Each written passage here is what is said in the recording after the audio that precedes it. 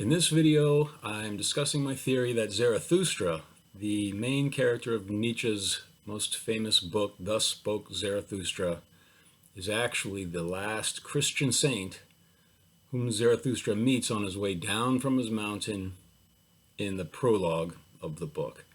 So the overall theory is that Zarathustra, whom Nietzsche has descending from his mountain cave after 10 years of isolated contemplation, at age 40, he comes back down the mountain and he's trying to declare to the people that God is dead. And to deal with this catastrophe, humans have to breed the Ubermensch, the overman. So I'm arguing that while Nietzsche was writing that, he did not believe that God is dead, that he wanted to tell the people that God is dead in order to accelerate a historical cycle away from and back to God. As I'll get into that detail as we go through this paper. So this video is about a paper that I put up on academia.edu and on my website, and the paper's title is Nietzsche's Zarathustra, the Old Saint from the Prologue in Disguise. And it starts with a quote from part 2 of Zarathustra entitled The Tomb Song. And only where there are tombs are there resurrections. Thus sang Zarathustra. Okay, so I begin by skipping ahead to part 4 of the book. So after Nietzsche depicts Zarathustra descending back from the mountain, the first person he meets is the old saint living in this cave. He goes down and he preaches to the people. Eventually he decides it would be better for him to go back up to his mountain and let the higher men come up to him. So that's part 4 of the book, and one of the higher men he meets is the last pope, who had come up the mountain looking for the last saint. But when he found his cave, he discovered that the last saint had died. So let me just read here. So this is what the last pope says to Zarathustra in part 4 in a section called Retired.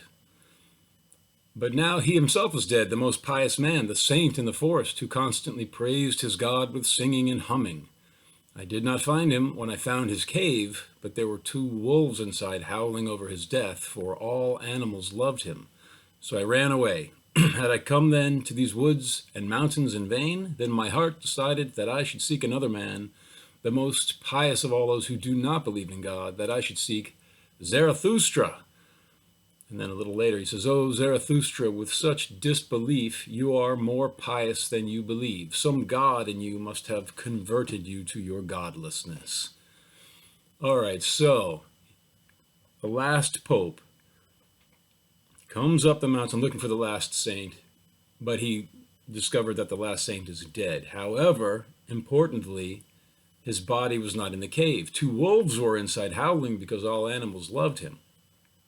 So right there, when you have the body of the very last Christian saint on earth, according to the narrative of this book, missing from his tomb, that's going to automatically trigger memories of the resurrection of Christ. Why else would Nietzsche include that forensic detail? Why have the body of the last saint missing? It's an important point that he inserted into the story. And then the last pope declares that some God must have converted Zarathustra to his godlessness. So now all of a sudden, according to the last pope, and popes are the ones who have the authority to canonize saints, so he should be an expert in the idea of who is and who isn't a saint, why would this last pope tell Zarathustra that some God made him godless? That makes Zarathustra's atheism, if the last pope is correct, a mask, and he's serving God. That is the whole point of this video in this paper. So, about the resurrection of Christ, clearly the last Christian saint missing from his tomb recalls us to the fact that in the Bible, Jesus was buried in a tomb on Good Friday, and then on Sunday morning, when the women came to finish dressing his body for death, they discovered his body was missing. So this is especially reminiscent of the Gospel of St. John, chapter 20, verses 11 through 16, where Mary Magdalene looks into the tomb, sees that the body of Christ is missing. She starts to weep. In the tomb, she sees two angels, one laying at the head, one at the head and one at the feet of where Jesus' body had been.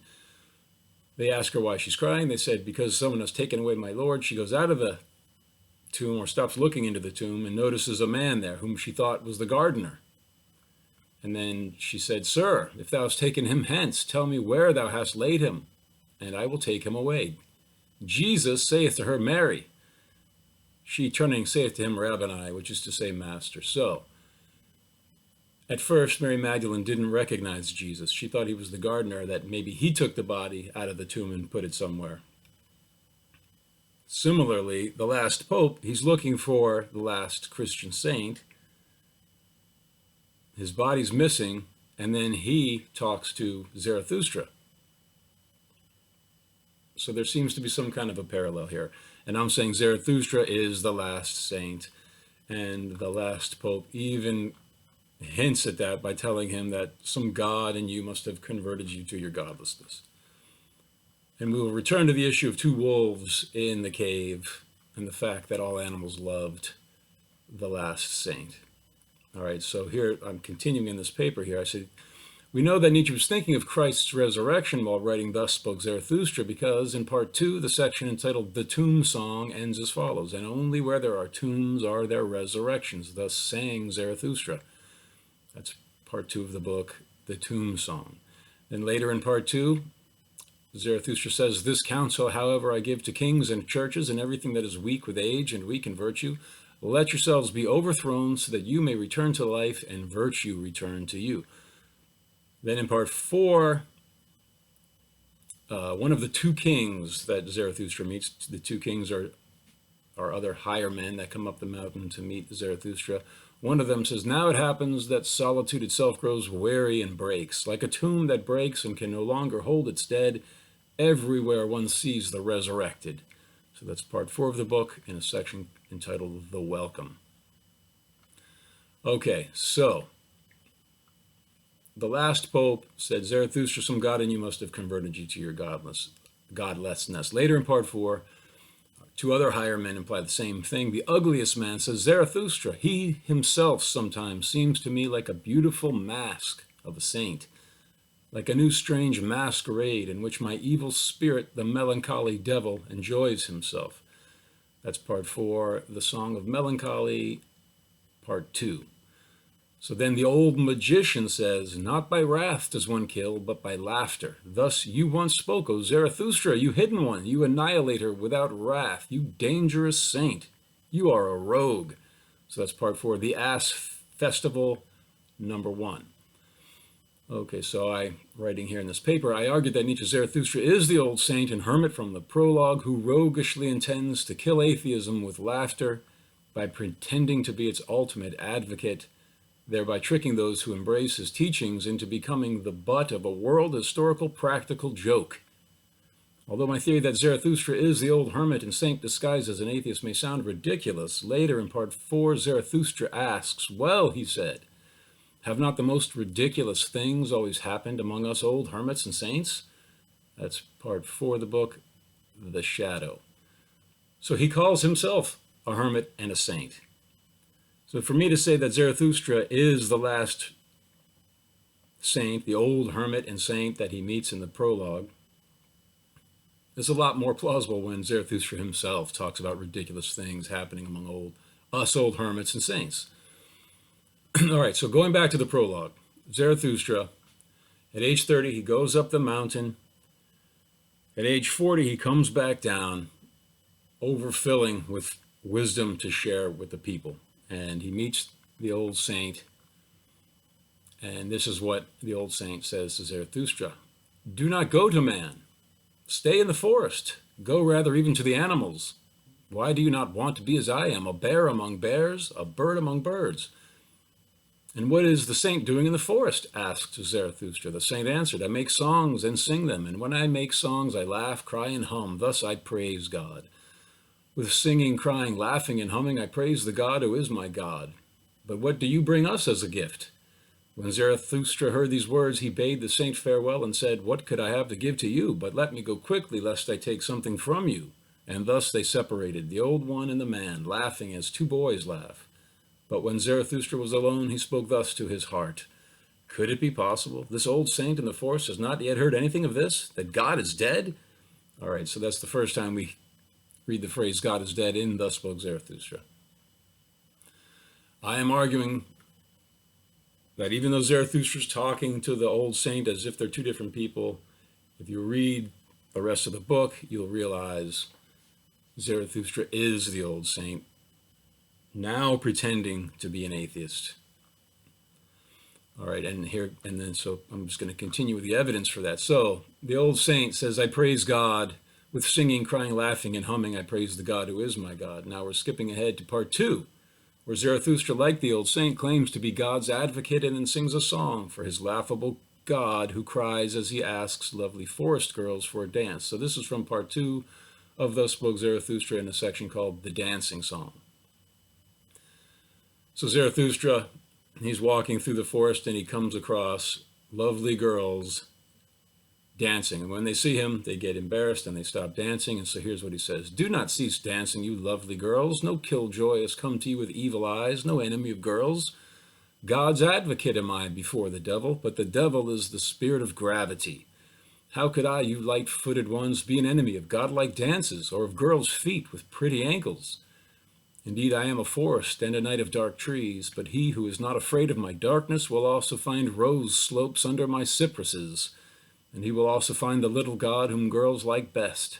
Beside the well he lies, still with his eyes shut. He may cry and weep, but he is laughable even when he weeps. And with tears in his eyes he shall ask you for a dance, and I myself will sing a song for this dance. And this is the song that Zarathustra sang while Cupid and the girls danced together. So that's part 2, the dancing song. All right, so now I'm going to read here because this falls into another series of papers that I'm writing. So let me just read what I wrote here. My overall theory, discussed previously in a paper entitled Nietzsche, Krishna, Buddha, Christ, is that after 4 or 5 years of atheism, from 1865 at age 20 to about 1869, Nietzsche, the son of a Lutheran pastor who was raised to become one himself, returned to Christ after reading popular and academic theories about literary parallels between the scriptures about Jesus Christ and Krishna, the flute-playing, dancing philosopher god of India. All right, so in 1869, a French judge who had lived in India for several years published a book called The Bible of India. And he spread a popular theory that stories of Jesus, especially the birth narrative where he escaped from the evil king Herod, who then slaughtered innocent children in an attempt to kill the escaped God-child. And then he was born among the animals in Bethlehem. The theory was that part of the story of Christ and others, but especially that tragic birth narrative, were based on the older stories of Krishna, who escaped from the evil king Kamsa and was taken to the cowherd village of Vrindavan. And then King Kamsa slaughtered newborn babies in the city of Mathura. So I interpret, as I explained in that first paper, Nietzsche, Krishna, Buddha, Christ, that Nietzsche, who had been raised to be a Lutheran pastor and who was a very pious child, a devout Christian. The other children called him Little Pastor because he seemed to be so sincere when he would read from Scripture. So I'm arguing that after he gave up his faith in God at age 20, he discovered Arthur Schopenhauer, who synthesized Immanuel Kant's philosophy with Shankara's impersonalistic atheistic version of Vedanta philosophy. Ultimately, I'm saying Nietzsche came back to a theistic faith in God, and he believed that Jesus Christ himself secretly worshipped Krishna as the supreme God, as God the Father. And that Nietzsche was pretending to be, in his first book, The Birth of Tragedy, he leaves hints about this Indian Brahmanic culture. And he's openly theistic in his first book. He's hiding his devotion to Krishna, I write, but he's not hiding the fact that he's believing in this universal God. And he calls that universal God Dionysus, but he also calls the god Heracles. At any rate, there's a lot of details in my analysis of The Birth of Tragedy. But the main point is, Nietzsche was an atheist from age 20. Then at age 22, who knows how long, but at age 27, when he wrote The Birth of Tragedy, he was openly theistic again. But then, that was published in 1872. By 1878, when he published Human All Too Human, he became an atheist again. I'm saying that second phase of atheism is a mask, and he wanted to draw Europe and the Western world generally through the same cycle of faith in Jesus Christ, through atheism, this anti-Christian philosophy, back around full circle to Christ, specifically in the realization that Jesus Christ was secretly a devotee of Krishna. And with the theism of Krishna comes the Vedanta cosmology, which was very sophisticated and praised highly by Nietzsche's heroes, Schopenhauer, and also Ralph Waldo Emerson and others.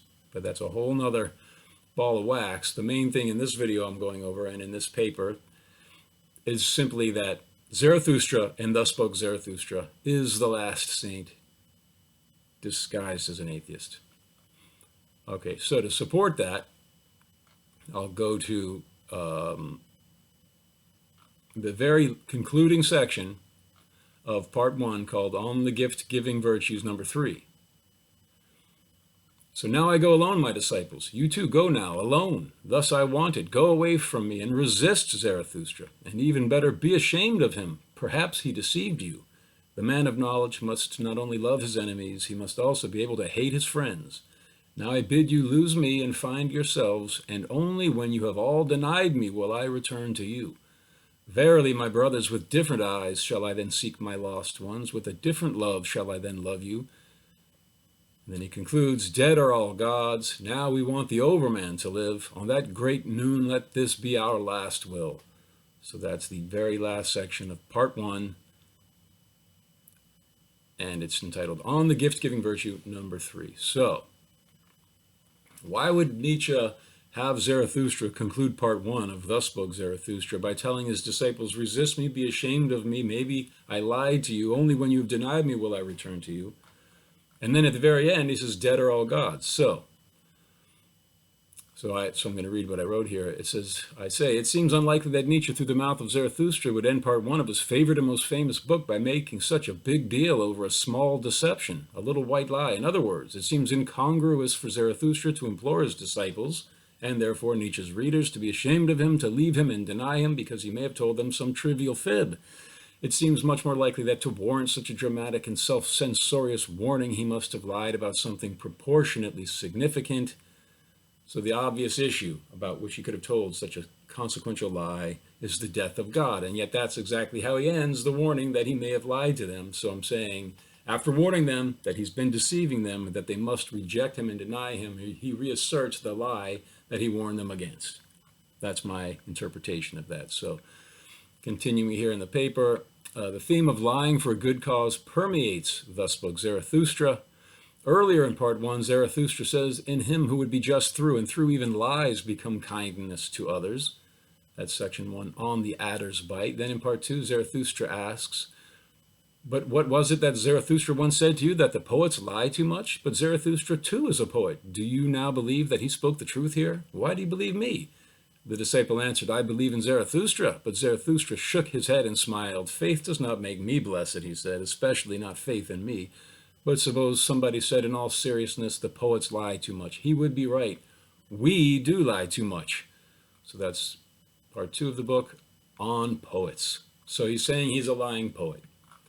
He said earlier that if you're going to be just through and through, even lies become kindness to others. Now in section 3, in a section, part 3 of the book, in a section entitled Upon the Mount of Olives, here, which is a reference to Jesus. Jesus had several pastimes on the Mount of Olives, which we'll just be discussing. Here's what Zarathustra says in that section. Whomever I love better in winter than in summer. I mock my enemies better and more heartily, since winter dwells in my home. And if ever I lied out of love, that no one may discern my ground and ultimate will. For that I have invented my long, bright silence. Many I found who were clever. They veiled their faces and muddied their waters, that nobody might see through them deep down. But precisely to them came the cleverer mistrusters and nutcrackers. Precisely their most hidden fish were fished out. It is precisely the bright, the bold, the transparent who are cleverest among those who are silent. Their ground is down so deep that even the brightest water does not betray it. Hence I show them only the ice and the winter of my peaks. I skipped a little bit there, and not that my mountain still winds all the belts of the sun around itself. Let them suffer and sigh over my chilblains. Here's a quote he's saying to people when they talk about him. Thus, the ice cave of knowledge will yet freeze him to death, they moan. Meanwhile, I run crisscross on my Mount of Olives with warm feet. In the sunny nook of my Mount of Olives, I sing and I mock all pity. Thus sang Zarathustra, part 3, in a section called Upon the Mount of Olives. All right, so let me read here my interpretation of that section. My theory that Nietzsche's Zarathustra is the last Christian saint from the Prologue, disguised as an atheist, is strengthened in the passage above by the fact that Zarathustra reiterates his motif of lying out of love and confesses to hiding his ultimate intentions so deep down that he can afford to be as transparent as bright water about them. I argue that, like Edgar Allan Poe's purloined letter, Nietzsche hides his secret plan by occasionally posting it in plain sight, right on the surface reading of his books, where no one would think to look for a deeper meaning. After all, Zarathustra openly and repeatedly confesses to lying out of love, which supports my theory that he is the old hermit and saint in disguise.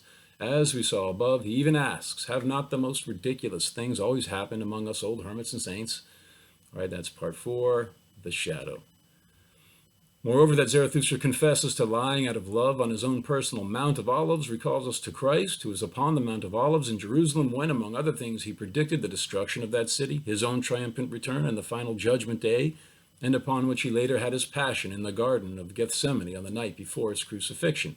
So in the paper I include the chapters of the various Gospels where those pastimes on the Mount of Olives are described. So Zarathustra, like Nietzsche, displays his icy atheism to the people, which implies, I argue, that he hides his sunny faith in God. Moreover, like Jesus, Zarathustra speaks of loving his enemies, albeit by mocking them with lies. All right, so why would he lie to the people?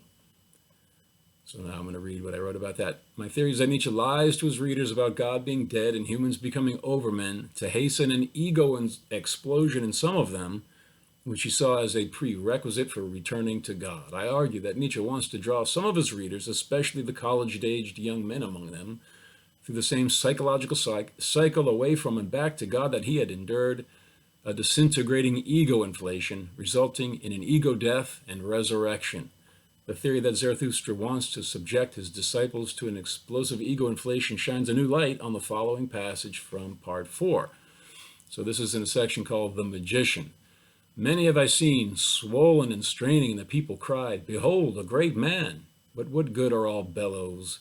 In the end, the wind comes out. In the end, a frog which has puffed itself up too long will burst. The wind comes out. To stab a swollen man in the belly, I call that a fine pastime. Hear it well, little boys. Thus spoke Zarathustra, his heart comforted, and he continued on his way, laughing. So he's trying to puff people up, especially young men, because he had experienced this, I'm arguing, in his early 20s. There is no more, God is dead. Science has shown that that was just a fantasy, a childish delusion meant to comfort ourselves and cover over our natural horror at life. But somebody has to fill that void where God used to be, and it could be you. You could be the Übermensch, I'm saying. He's writing with this powerful poetic imagery that enlivens the archetypes of the collective unconscious mind I go on to talk about here with Carl Jung. So to reiterate this important point, my theory is that in order to teach the more susceptible souls among his readers once and for all that they are not God, Nietzsche tempts them to believe that they are the next best thing on earth, the overman. Using the clinical psychologist Carl Jung's language, I argue that Nietzsche exposes his readers, especially young males, to precisely the poetic imagery required to trigger the overwhelming instinct of the God-man archetype. In his later phase, Jung identified his theory of archetypes and the collective unconscious with Plato's theory of absolute ideas and printed on the eternal soul, knowledge of which I argue Nietzsche secretly wielded as a psychological weapon, as an explosive device. All right, so here is what Carl Jung talks about. So the archetypes of the collective unconscious mind. Jung worked with the quantum physicist Wolfgang Pauli, and during that phase, he came to consider his theory of the archetypes of the collective unconscious to be a restatement of Plato's theory of the absolute ideas imprinted on the soul. So according to Plato, who's telling us what his spiritual mentor Socrates had said to various people throughout his life before he was executed for corrupting the youth and believing in gods of his own invention instead of the gods of the state. One of the theories that Plato depicts Socrates coming up with is this theory that knowledge is remembering. When you get educated, no one's teaching you anything new. They're helping you remember the knowledge that you forgot. And knowledge ultimately comes from these absolute eternal forms of knowledge that are imprinted on everybody's soul. So anything that you can experience in the material world, a tree or a person or anything at all, or things like justice. If you give somebody too much money for something at the store and they say, oh, here, you overpaid me, they gave you some of the money back, that's justice. They're being just and fair. They could have easily kept the money, but they didn't. You recognize, oh, what a just person. Well, what is it about that act that makes it just? What is it about any instance of justice in the material world that makes them all called justice? What's the absolute essence of justice? That's the way Socrates would approach that. And they never describe these absolute archetypes, these absolute ideas perfectly with words. That's one of the lessons that's being taught. But it seems fairly clear. Others, like, for example, Leo Strauss famously said that Plato wrote in an esoteric way, a hidden way, and that he was secretly an atheist who believed secretly what Nietzsche pretended to believe openly. Disagreeing with Leo Strauss there and saying that Nietzsche was hiding his faith in God, and what he presented himself openly saying was a lie. And that Nietzsche believed with what Plato was saying openly, which I believe Plato believed. But these archetypes, they're the source of everything we experience. The ultimate archetype in which all other archetypal forms, all other absolute ideas are contained and from which they radiate is called the idea of the good, which a person can see when they come out of this cave of ignorance. They open the eye of the soul to the idea of the good. At first it's blinding and bewildering, but eventually a person can accustom their spiritual eye to seeing this brilliant source of consciousness and the material world, which is the dream of the spiritual world. And then they can come back to the cave and teach people about the reality of which they are experiencing merely a shadow. So that's the cave allegory. But the point is, these absolute ideas have a lot of power. And if you prematurely and artificially identify yourself with, for example, the idea of the perfect human being, then you're going to have an ego inflation. You're going to be filled with this power coming from the collective unconscious mind. It's going to burst your little ego, which can't take that kind of extreme energy. But then in the aftermath, where these pieces of your false identity of yourself with the material body are shattered all around you, then you can finally begin to see the true picture of yourself, which is someone who is absolutely dependent on the infinite God. And then you can begin to reassemble yourself, kind of like Dionysus in the various myths was torn to pieces by the Titans and then reassembled. So Nietzsche is trying to disintegrate our false egos so that our true ego, our true understanding of ourselves as servants of God, can be reborn. The death of the false ego, the rebirth of the servant of God. So here is the way Carl Jung describes the explosive power of these archetypes, such as Nietzsche's Overman or Plato's Philosopher King. So here's from Carl Jung. The archetype corresponding to the situation is activated, and as a result, those explosive and dangerous forces hidden in the archetype come into action, frequently with unpredictable consequences. There is no lunacy people under the domination of an archetype will not fall prey to. So that's from the Portable Young, page 66, and here's another one from the Portable Young.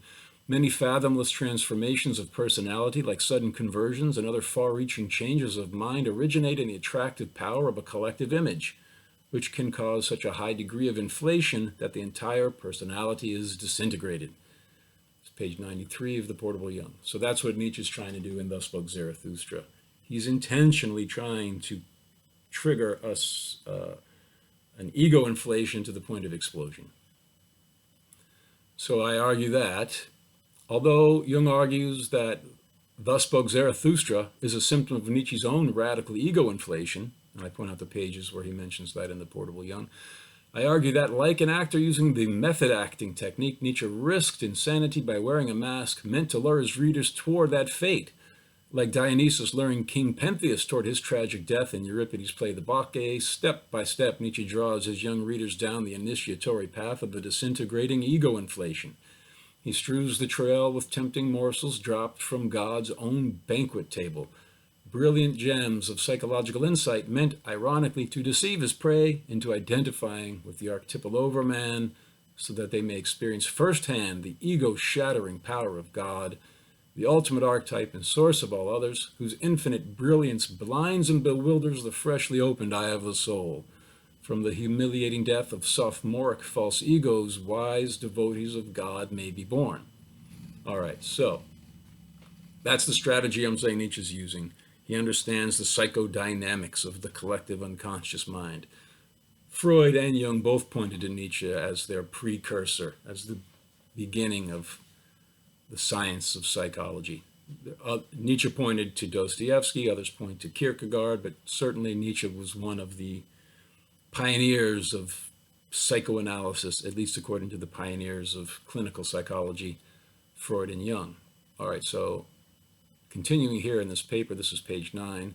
In The Gay Science, the book Nietzsche published just before writing Thus Spoke Zarathustra, we find many of its main themes presaged or presaged. I like to say presage because of the word sage, which is another archetype of the collective unconscious. For example, Nietzsche first penned his most infamous phrase, God is dead, in aphorism 108 of The Gay Science. Just two aphorisms earlier, he had a young disciple tell his master, "But I believe in your cause and consider it so strong that I shall say everything that I still have in my mind against it." The innovator laughed in his heart and wagged a finger at him. This kind of discipleship, he said, is the best, but it is also the most dangerous, and not every kind of doctrine can endure it. So that's The Gay Science number 106. The best kind of discipleship is to say everything in your heart against the cause that you actually serve. That's at 106. Two aphorisms later, he says God is dead. I'm saying Nietzsche says his claiming that God is dead is an example of him saying everything he can in his mind against that in which he believes, which is God. In the previous paper, Nietzsche, Krishna, Buddha, Christ, I point out that according to the Vishnu-worshipping branch of Hinduism, Buddha was himself an avatar of Vishnu, the supreme God, disguised as an atheist. And Nietzsche himself, in a letter, once wrote, "I could be the Buddha of Europe," and I have been arguing that he meant the Hindu version of Buddha as God disguised as an atheist. All right, so at any rate, continuing in this paper, picking up the same theme of serving a cause by attacking it, later in The Gay Science, Nietzsche writes, "The greatest distinction that fate can bestow on us is to let us fight for a time on the side of our opponents. With that, we are predestined for a great victory." That's The Gay Science number 323. Similarly, as we saw above, Zarathustra says, "This counsel, however, I give to kings and churches and everything that is weak with age and weak in virtue. Let yourselves be overthrown so that you may return to life and virtue return to you." Note section, or part 2 of the book, in a section called On Great Events. So I argue that the implication is that Nietzsche attacks Christianity in order to hasten its resurrection. In a letter to George Brandes, dated November 20, 1888, a month and a half before he lost his mind, after falling to the street, weeping with his arms around the horse who had been flogged, Nietzsche said, to attack the church, that meant restoring Christianity. So that was a letter he wrote to one of his friends a month and a half before he lost his mind. So famously, the story goes, Nietzsche saw a horse being beaten by a cabman in the street. He threw his arms around the horse and he fell to the street weeping. And that was the end of his sanity. He never returned. He wrote a few letters after that, and then he drifted gradually into a state of catatonia, and his catatonia a state. At any rate, he became catatonic, paralyzed after several years, and he died in 1900. He lived with his mother at first, and when his mother died, his sister took over. Then his sister, who later became friends with Hitler, gave Nietzsche a bad reputation because she was anti-Semitic, whereas Nietzsche was not. As Walter Kaufmann, whose translations of Nietzsche's books I'm using for the most part, points out in his book, Nietzsche, and what is the subtitle of that book? I think it's like Philosopher, Psychologist, Antichrist. I think that's the subtitle. At any rate, continuing here, in The Will to Power, compiled from his notes after his death, Nietzsche confesses that he served his cause by hunting it down. Have I thereby harmed virtue? As little as the anarchists harm princes. Only since they have been shot at do they sit securely on their thrones again. For thus has it ever been and always will be. One cannot serve a cause better than by persecuting it and hunting it down. This is what I have done. The Will to Power, number 229. So it's a repeating theme in Nietzsche's books and letters that the best way to fight for a cause is to fight against it, and specifically, Nietzsche confesses to having done that. And what did he attack? He attacked Christianity. He wrote a book titled The Antichrist. I'm arguing that he therefore believed in Christianity and his atheism was a mask. And it helps to understand his return to Christianity when you see it in connection with the Krishna Buddha Christ theory, as I discussed in the previous paper, and we'll discuss more thoroughly in future papers. But continuing in this paper, in Beyond Good and Evil, the book Nietzsche published immediately after Thus Spoke Zarathustra, he writes, whatever is profound loves masks. Might nothing less than the opposite be the proper disguise for the shame of a god? Beyond Good and Evil, number 40. I believe Nietzsche was thinking of Buddha when he wrote that. Buddha is worshipped by Vaishnavas, the Vishnu worshipping branch of Hinduism, as Vishnu disguised as an atheist. So similarly, returning to the gay science, Nietzsche begins the book with a section entitled Joke, Cunning, and Revenge, prelude in German rhyme. So poem number 3 is titled The Disguised Saint. All right. I believe when Nietzsche wrote that poem, The Disguised Saint, he was thinking not only of himself, but also the beautiful young Russian aristocrat Lou Salome, with whom he fell deeply in love in 1882. She says that he proposed marriage to him twice. Whether that's a fact or not, it's pretty clear Nietzsche was smitten with this young woman. He thought she was the only person ready to receive his secret doctrine. At least he thought that for the first 6 months when he was head over heels in love with her. So, in a letter to Lou Salome, the young Russian aristocrat with whom Nietzsche fell in love, dated June 10, 1882, Nietzsche wrote, "Yes, my dear friend, remote as I am, I do not overlook the people who must of necessity be initiated into what we intend. But I think we should firmly decide to initiate only the necessary persons. I love the hiddenness of life. I like to keep my plans secret." So I got that from an anthology called Selected Letters of Friedrich Nietzsche. It's page 103. So Salome later wrote the first full-length book about Nietzsche titled Nietzsche. As I explained in the previous paper, she presaged my theory that Nietzsche saw his books as an orbit away from and back to the theism of the birth of tragedy, which she describes as follows. So here she describes Nietzsche's theism about tragic plays in ancient Greece, and then she introduces her theory that later Nietzsche pretended that his atheistic phase was a mask and that he intended all along to bring it back to the theism of the birth of tragedy. I believe that is Nietzsche's plan. I believe Salome intuited it, and Nietzsche probably leaked a lot of information, but she's also quoting from his preface to, I believe it's Human All Too Human, where he implies that this is what he did. At any rate, here's what she wrote. "It was an art form that magically transformed the singers through excitation, so that they felt themselves to be satyrs or servants of the god Dionysus, and as such they beheld their lord and master. Through the dialogues and the scenes, the heroes speak as the representation of the original tragic hero personified by Dionysus.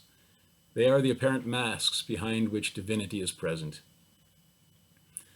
We shall see at the end of our book in what odd fashion Nietzsche ultimately comes back to these ideas, although he tried to represent various phases of his development and ideological peregrinations as if they had not been central expressions of his mind, but, in a sense, only the arbitrary and adopted masks, Dionysian illusions, behind which his Dionysian self had eternally remained the same with a sort of divine reflectiveness. At the end of our book, we will understand the cause of the self-delusion. So she's saying that the theism that Nietzsche presents in The Birth of Tragedy, where through acting out the tragic plays on the stage, the chorus of satyrs would work themselves up with the power of music behind them and into a transfigured state, and they would perceive the masked actor as the god himself. And it was a kind of spiritual technology designed to bring everyone together in this harmonious recognition of our unity with the supreme God. That was Nietzsche's philosophy in his first book. So after his atheistic phase in his mid-20s, by the time he was 27 and he published The Birth of Tragedy, it appears that he'd returned to faith in God. He wasn't explicitly Christian. He does identify tragic culture with Indian Brahmanic culture in section 18 of The Birth of Tragedy. I link that to the Krishna Buddha Christ theory. But at any rate, he was openly theistic. Lou Salome is saying that Nietzsche, in his later books, hinted that the atheism of his middle and late period books was a mask intended to bring his readers full circle back to the theism of The Birth of Tragedy. She thought that was a self-delusion. I believe that is what Nietzsche was doing.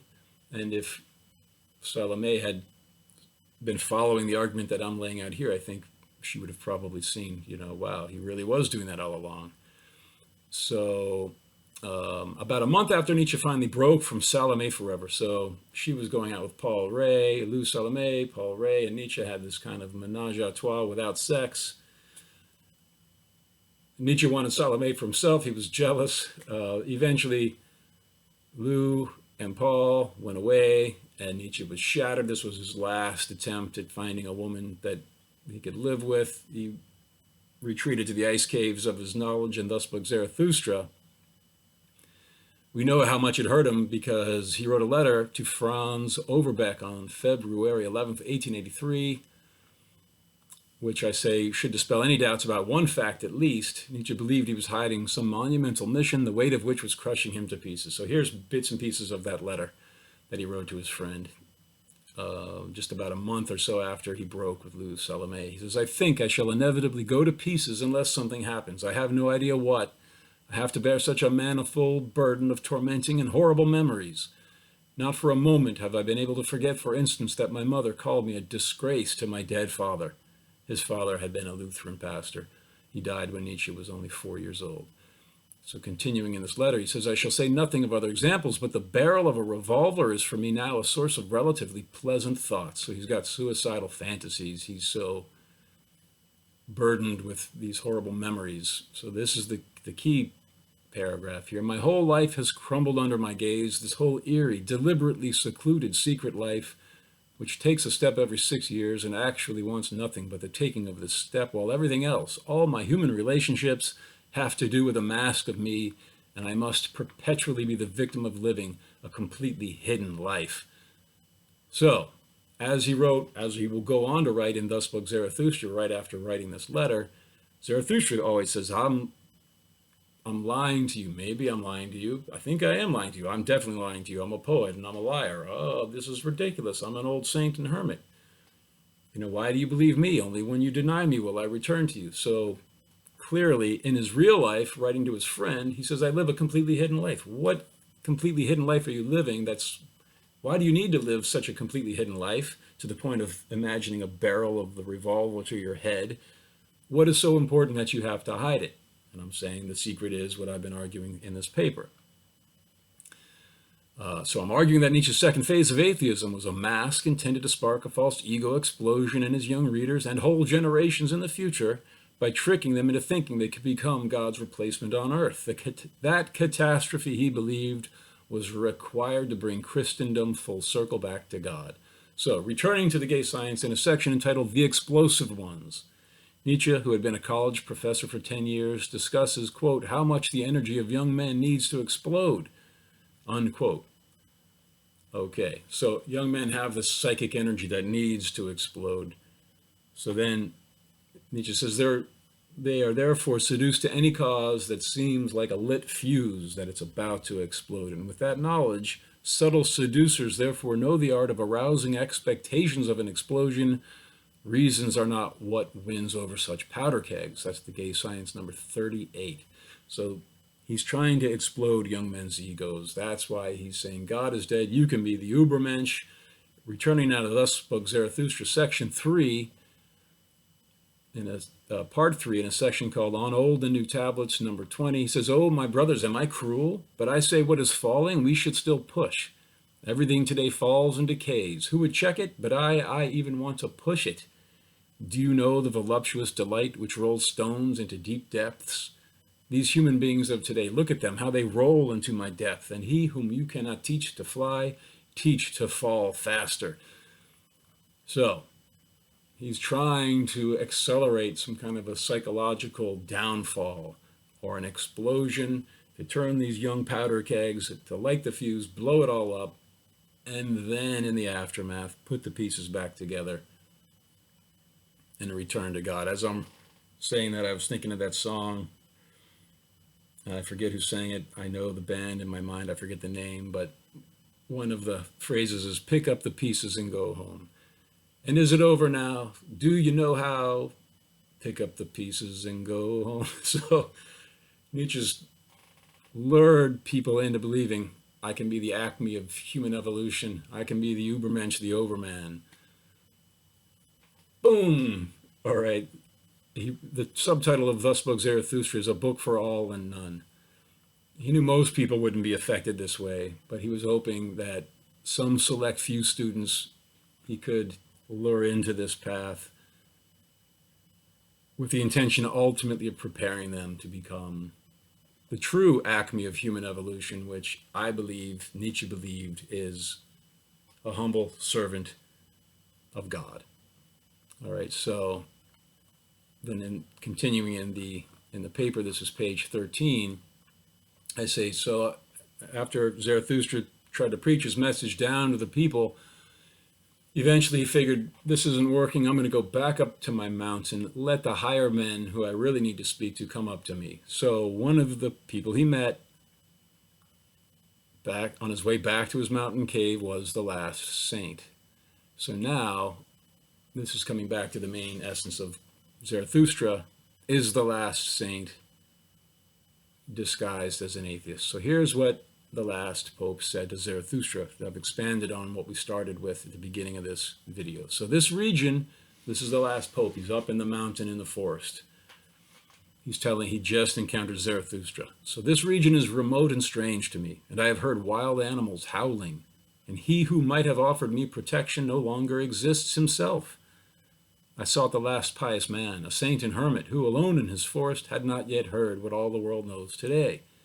And what does all the world know today, asked Zarathustra. Perhaps this, that the old God in whom all the world once believed no longer lives? As you say, replied the old man sadly, and I served that old God until his last hour.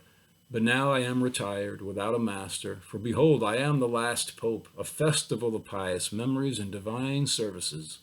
But now he himself is dead, the most pious man, that saint in the forest who constantly praised his God with singing and humming. I did not find him when I found his cave, but there were 2 wolves inside howling over his death, for all animals loved him, so I ran away. Had I then come to these woods and mountains in vain? Then my heart decided that I should seek another man, the most pious of all those who do not believe in God, that I should seek Zarathustra. And then later he said, "O Zarathustra, with such disbelief you are more pious than you believe. Some God in you must have converted you to your godlessness." All right, so now let's unpack that section of Thus Spoke Zarathustra entitled The Retired, or just Retired, in part 4 of the book.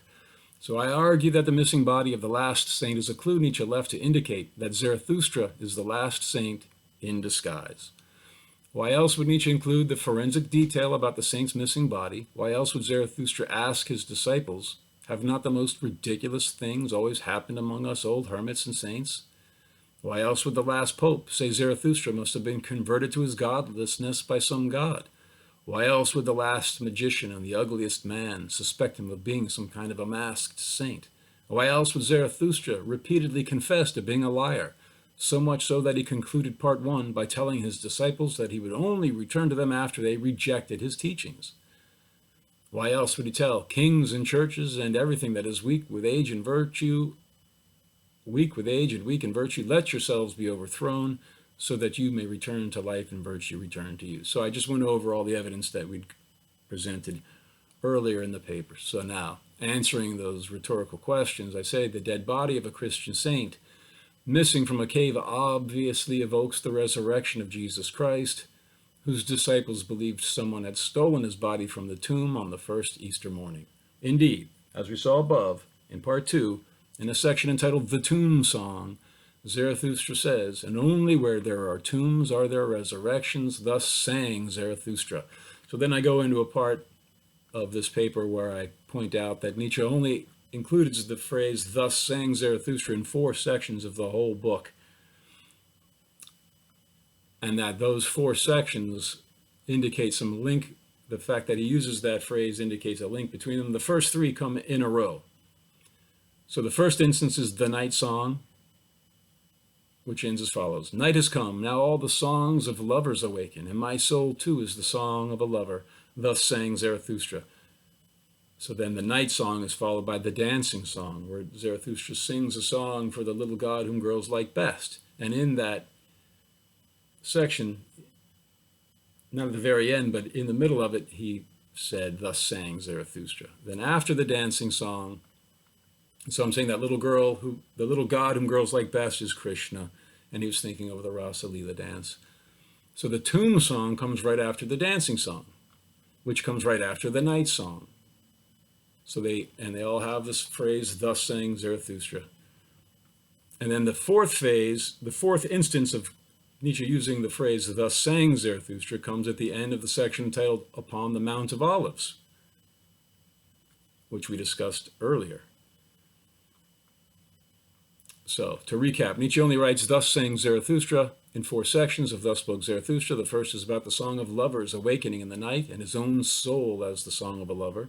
The second is about a god dancing with pretty girls for whom Zarathustra sings, while the final 2 sections contain overt references to Christ, his resurrection from the tomb on the one hand, and his pastimes on the Mount of Olives on the other. The implication, I argue, is that, like the last Christian saint whose body was missing from his cave, Zarathustra's soul only breaks out in song for God and Jesus Christ. Now we will see that, like the old saint, Zarathustra also loved and was loved by animals. Okay, so the last pope told Zarathustra that the body of the last saint was missing from his cave, but there were 2 wolves inside howling over his death, for all animals loved him. So in the Gospel of St. John, Mary Magdalene looked into the sepulchre and she was weeping because Jesus' body wasn't there, but there were 2 angels who asked her, why are you weeping? So I'm saying it seems that in Thus Spoke Zarathustra, Nietzsche replaced the 2 angels with 2 wolves. Then in the very last section of Thus Spoke Zarathustra, the sign, we see that, as if taking the old saint's advice in the prologue, Zarathustra has foregone the company of the higher men who are still asleep in his cave at dawn. Then he notices that his pet eagle is flying overhead. So he has a pet eagle who carries a snake wrapped around its neck, which recalls his other pet, the snake, whom the eagle carries around his neck like a friend. So the higher men are in the cave asleep. Zarathustra says, look, these men, they're not up for the dawn.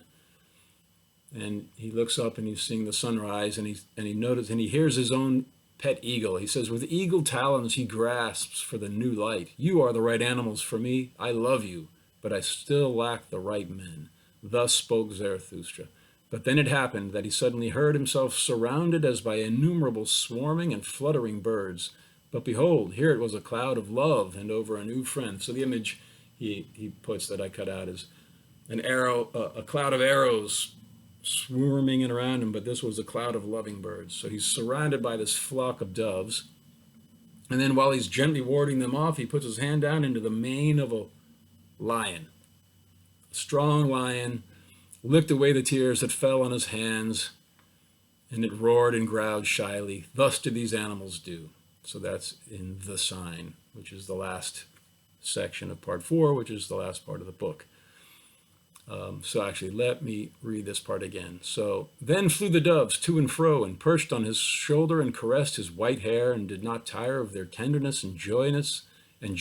The strong lion, however, licked away the tears that fell on Zarathustra's hands, and roared and growled shyly. Thus did these animals do. So notice the white hair that Zarathustra has, like an old hermit and saint. And notice also, all right, so then the higher men wake up in his cave. They say, oh, where's Zarathustra? and they get in a line like a procession to go greet him. And they head out of the cave, but are stopped in their tracks by the startled lion, who, quote, jumped toward the cave, roaring savagely, so that the higher men fled back and disappeared in a flash. Uttering his last line of the book, Zarathustra exclaims, "Well then, the lion came, my children are near. Zarathustra has ripened, my hour has come. This is my morning. My day is breaking. Rise now, rise, thou great noon." That's the last line of the book.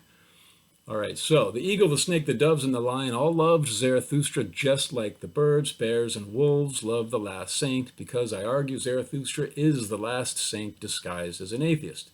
So here's an anecdote. I met Graham Parks. He's a professor, at least he was, teaching at the University of Hawaii.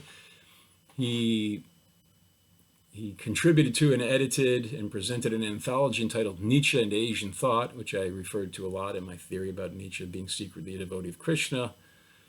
And he also published his own translation of Thus Spoke Zarathustra. So at the University of Hawaii in Manoa in 2009, it might have been late 2008, at any rate, I worked at this food trailer, the Govinda's food trailer, and Graham Parks would come and eat there. And I knew him.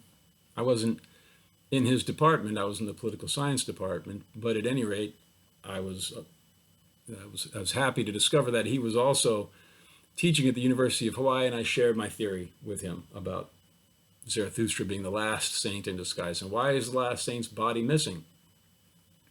And his theory was because the two wolves ate it, which I thought, oh, okay, that's a good theory.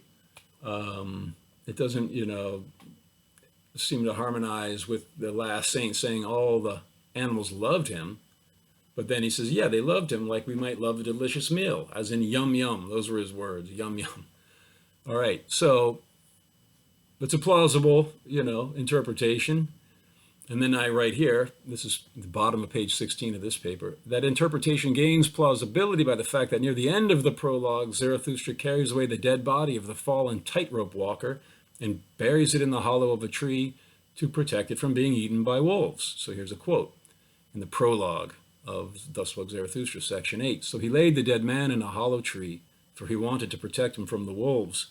And he himself lay down on the ground and the moss, his head under the tree, and soon he fell asleep, his body weary, but his soul unmoved." All right, so the idea of wolves eating dead bodies is there in Thus Spoke Zarathustra. But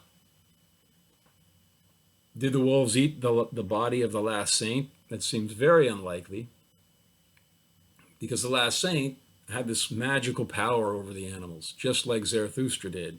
He could even pet a man-eating lion.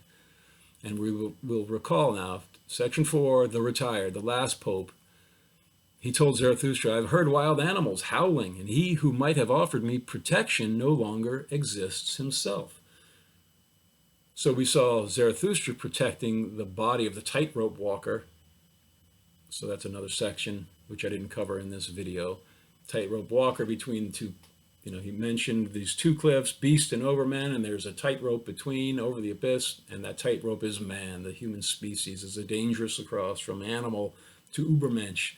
And then in the story, a tightrope walker fell off the rope. When the Joker jumped over him, he fell to the ground and died. Zarathustra protected his body by putting it in a hollow tree. All right. But Zarathustra went to sleep under that same tree, not at all worried that the wolves might eat him. The last pope told Zarathustra, "I have heard wild animals howling, and he who might have offered me protection no longer exists himself." The last pope was hoping that the last saint would protect him from the howling animals. But since he was dead, he ran away. He saw these two wolves howling, he ran away from them. All right, so I say, so Zarathustra, when he laid the dead body of the tightrope walker in the hollow tree, he went right to sleep right under that same tree. So he was worried the wolves might eat the dead man's body, but he was not worried at all that the wolves might eat him. So unconcerned was he about that possibility that he slept directly below the tree in which he placed the body, not at all nervous that the wolves might catch the scent and grab 2 meals for the price of 1. All right, so remember also that the last saint told Zarathustra, why do you not want to be as I am, a bear among bears, a bird among birds? Now recall in the sign, the very last section of the book, the doves are flocking around Zarathustra. He already said he loved as the eagle and the serpent, and then he finally pets this lion.